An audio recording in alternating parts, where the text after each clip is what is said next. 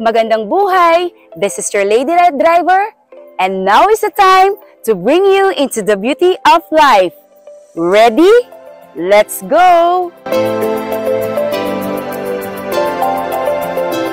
Hi beautiful people! Nagtataka siguro kayo kung nasan ako, no? Nandito tayo sa LG Farm. Just in case you didn't watch the previous video, please watch it para magkaroon kayong idea kung ano ang LG Farm. Tara, let's have a tour. Tingnan natin what's inside the LG Farm. Let's go! A few moments later.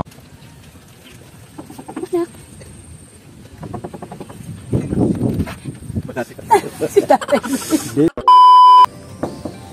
Hi po! Good morning, good morning, good morning. Welcome, welcome, welcome. Okay, welcome sa LG Farmhouse, the Lady Red and Pastor. Basta, patamta ka dito. Okay? Ayan. So, welcome kayo sa ating maliit na, sa munting LG Farmhouse, ano? Almost 1 year na rin to. So, itutur ko lang kayo. Ito yung talaga itsura ng morning dito, ano? So, pag-alaga, pag-ayos ng halaman. So, mga kapatid ko rin yun, ano? Yung katuwang natin dito. Okay? So, ito muna ating munting kubo na pinag-rest natin. Ano po?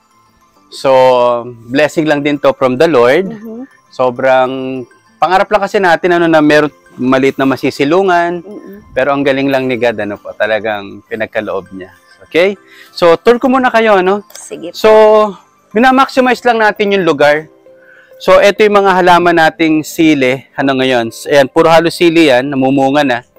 Halos in 2 months, may mga bunga na din yan. So, ito somehow yung ating storehouse. Ayan. So, dyan natin inilalagay yung mga pagkain, yung mga kailangan, molasses. Okay? Plus, ito yung ano natin. Small house din talaga natin to. Okay, ito yung sana nakadesign ito para sa mga maliliit na kambing or kung sa ano, kahit pag mayroong problema, dito natin sana itatabi. Okay? Opo. So, andun pa yung ano, maraming talong, mamaya iikot ko kayo doon. Pero ito ngayon yung kamatis, ano na tanim din natin. Mukhang may mga bunga na rin, may mga sumisibol na bulaklak. Ito, simple lang to parang isang bed. Tataniman natin to pero inaayos muna natin yung lupa. Ang sikreto pa raw talaga is bago ka magtanim talaga, yung soil yung ano very crucial. So na dito yung mga manure, walang tapon talaga. So mamaya palalagyan ko naman yan ng rice hull na tinatawag para maging healthy talaga yung soil. Ang itatanim ko dito puro oregano. Oh, wow. Kasi ito yung gamot naman ng mga kambing sa mga ubo at sipon. So sige, pakita ko naman sa inyo yung ano natin, yung mga alagang kambing. Almost complete na po pala to, no, Tatay Loy? Oo, medyo talagang ano na kumbaga sa maximize na talaga. All in one na talaga. Oo. So, as much as possible, walang masasayang na single space or every inch or every meter talaga ma-maximize natin. Okay, Lord willing, ito talaga yung future. Karamihan dito mga upgraded na kambing na ang tawag is Anglo-Nubian. So marami siyang pangalan ng kambing, Anglo-Nubian, Saanen, Boer. So itong Anglo-Nubian na pure, dalawa pa lang to, pure back saka pure do. Yung tawag. Sa lalaki kasi back, sa babae do. So ito pa lang yung pinaka-imported talaga. Ganda nung nag-training sa akin, sabi niya, Pastor, wag muna kayong kukuha ng puro pure. Bukod sa mahal, masakit pag nawalan kayo. Una-una, aralin muna natin talaga. So, kaya, yung rest na yan, mga upgraded, hindi naman pure native, kundi mga upgraded. Pero eventually, magiging puro pure yan. Okay? Saka, by principle, inayos muna natin yung tirahan. Talagang kahit saang bagay, parang yung sa Bible, pag mag-asawa, ayusin mo na yung titiran nyo. O, ganun din pa sa pag-aalaga pala ng hayop. Napakahalaga ng house management. So, dito muna tayo nag-invest. Kaya dati, pag typical, pag sinasabing kulungan ng hayop, kahit ano na lang, ikaw ba yung mahal na hayop mo, ilalagay mo sa basta-basta lang? parang diamante, hindi mo ilalagay siya kung saan-saan. Minsan yan, nasa vault pa yan. Yun yan, according sa pag-aaral at mga nakausap ko na, sobrang ang mamahal ng kambing. May mga 6 digits na kambing. Ito nga, halos na nabili ko to, 60,000. Ay. Kasi buntis na. Kaya lang namatayan kami ng anak niyan. Kasi yun yung mamaya ikukwento ko sa inyo. At ito yung unang investment namin, ito yung buck. Kahit hindi magaganda yung mga babae, pero kung maganda yung lalaki, is mako-compensate yan. Gaganda. So, nagsimula tayo ng 8. Actually, 2. Isang para sa native, isang babae, isang lalaki. Ngayon, Tatay Loy, ilan na po? Ngayon, nasa 30 na to. Ay, wow! Lahat ng kulungan meron eh. Lahat ng kulungan meron. Mamaya, pakita ko pa sa inyo yung itsura po ng baby nito. Okay? Dito tayo sa gitna. Nilagyan lang natin ng konting mga halaman kasi parang ang sarap kasi sa paningin, yung kumpleto, nare-relax ka. Kasi ang lugar na ito, hindi lang talaga to hindi lang talaga ito parang lugar na may mga kambing at halaman. Parang, syempre, wina-welcome din natin yung mga bisita natin, mga kaibigan.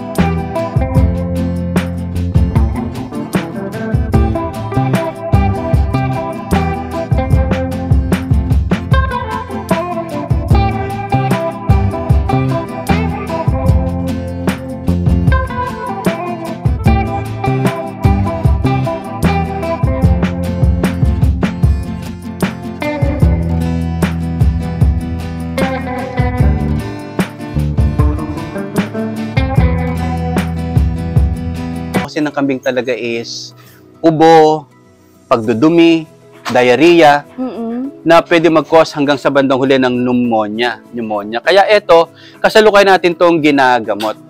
Okay. So eto nga, ubo ng ubo ito ngayon, nakarecover. Kaya sabi ko sa inyo, di ba, oregano, bago sana as much as possible, antibiotic is napakahalaga talaga na organic. So under medication po sila? Under medication yung dalawa na to.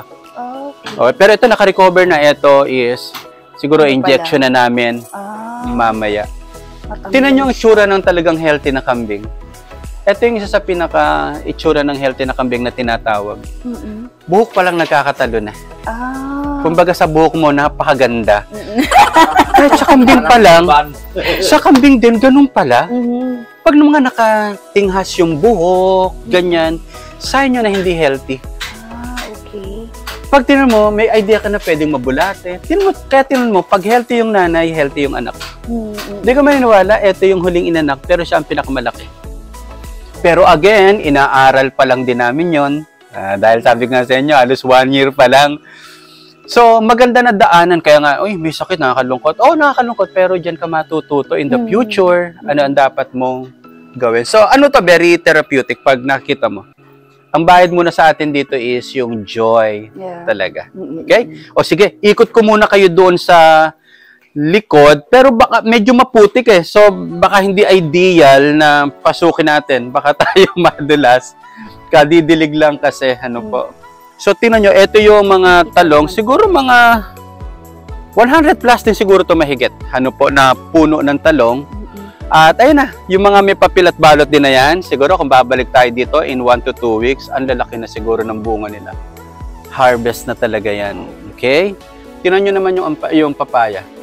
Minsan, nung una yan, mula ulo hanggang paa yan eh. Di ba? Siguro, the difference is, talagang yan eh. Marami ditong dumi ng kambing, kaya naging fertilizer nila. O, ito naman yung mga siling haban. Di ba napansin nyo, ang mahal ng sile? Lady Red, pitas ka naman ng sile. At ipakita mo sa kanila kung gaano kamahal. Anak, ito mo yung mahaba na yung pitasin mo yan. Ayan.